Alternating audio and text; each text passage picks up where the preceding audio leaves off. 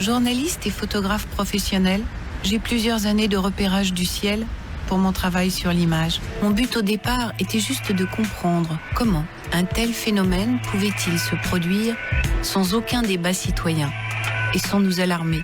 Du tout. Un état de fait, une lumière qui s'amenuise, des traînées persistantes qui grossissent, de nouvelles technologies de modification climatique, une politique mondiale sur le changement du climat. Je constate que la luminosité a diminué de façon extraordinaire, moins 3 diaphes en quelques années. En cherchant sur la toile, je tape obscurcissement planétaire et je comprends rapidement qu'il y a sujet, comme on dit communément. Plusieurs scientifiques, répartis dans divers points de la planète, avec des démarches et des méthodes différentes, arrivent tous à la même conclusion. On perd de la lumière. Alors, la géo-ingénierie, évidemment, recouvre plusieurs procédés. Certains procédés consistent à renforcer la capacité, par exemple, des nuages ou de la Terre, de renvoyer les émissions solaires pour que la chaleur auquel elles correspondent ne soit pas emmagasinée dans l'atmosphère terrestre. Alors là, il y a de très nombreux procédés qui sont avancés. Pulvériser des particules dans l'atmosphère pour que ces particules renvoient certains rayonnements solaires. Notre ciel comme lieu et outil d'avancée climatique. Les méthodes de géo-ingénierie sembleraient un moyen incontournable. Seraient-elles partie prenante de notre passé, de notre présent et de nos climats futurs?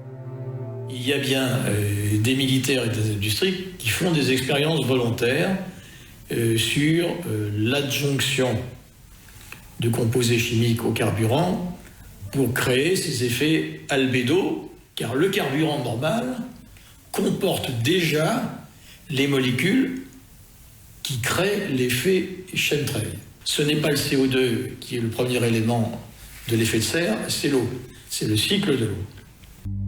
Dans tous les cas, il existe bien un lien entre les traînées d'avions et les modifications climatiques.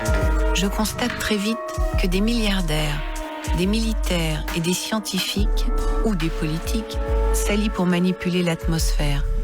Et la collusion semble totale.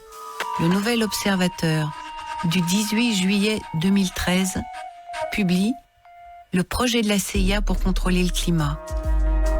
Les Échos du 2 octobre 2013. Monsanto s'offre un leader des données climatiques. Le numéro 1 mondial des semences de maïs, de soja et d'autres cultures génétiquement modifiées a annoncé qu'il achetait The Climate Corporation pour quelques 930 millions de dollars. C'est la plus grosse acquisition de Monsanto. Puis, le 24 novembre 2013, Monsanto sort un nouveau gène résistant à l'aluminium. Le 22 décembre 2013, Monsanto investit dans les prévisions météorologiques.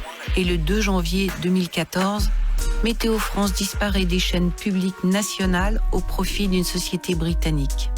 Dès ce mois de janvier, les prévisions météo nationales sur les chaînes télé du service public ne seront plus assurées par l'indétrônable Météo France, mais par la filiale française du groupe anglais Météo Group.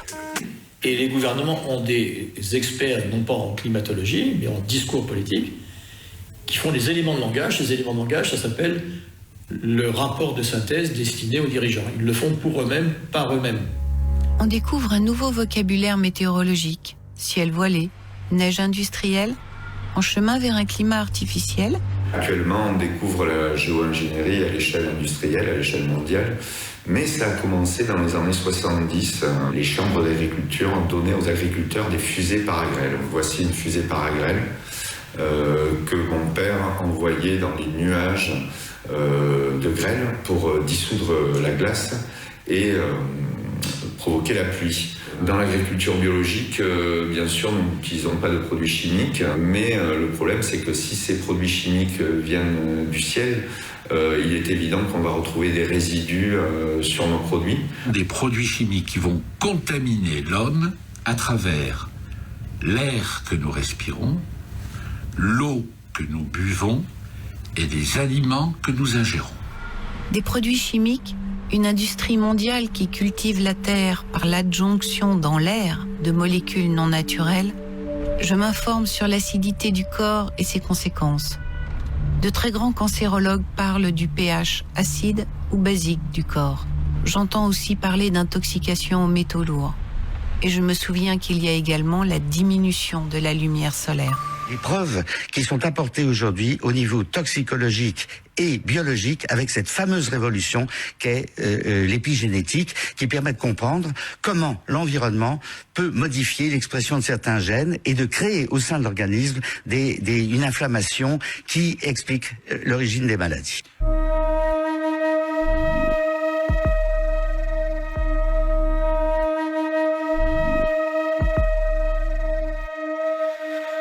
Le recours à la géo-ingénierie a un grave inconvénient, c'est qu'elle entraîne de nouveaux désordres climatiques.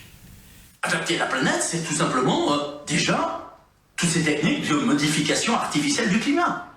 Mais il n'y a pas que la planète qu'on souhaite adapter, c'est aussi l'humanité. Si nous sommes constamment soumis à une pollution interne du corps par la qualité de l'eau et des aliments, pourquoi ne serions-nous pas soumis de la même façon à une pollution de l'air par les modifications observées dans notre ciel? Serions-nous confrontés à l'acidification de notre pH, à de fortes carences en vitamines, à un manque d'oxygène et un manque de soleil?